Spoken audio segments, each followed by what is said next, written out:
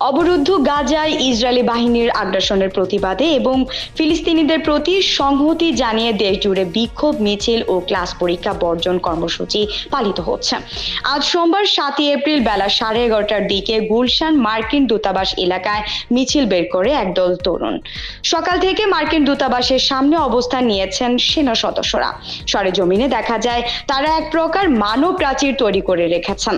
বিক্ষোভ মিছিলটি ঘিরে রয়েছে পুলিশ ও সেনা সদস্যরা। গুলশান বিভাগ পুলিশের ঊর্ধ্বতন কর্মকর্তারা সেখানে উপস্থিত আছেন। অংশ নেওয়া বিক্ষোভকারীরা বলেন, ফিলিস্তিন গাজার জয় হবেই হবে। যতদিন এই পৃথিবী থাকবে ততদিন ওই ইসলামের ভূমি ধ্বংস হবে না। এখন দরকার পুরো পৃথিবীর মুসলিমদের এক হওয়া, জিহাদ ঘোষণা করা।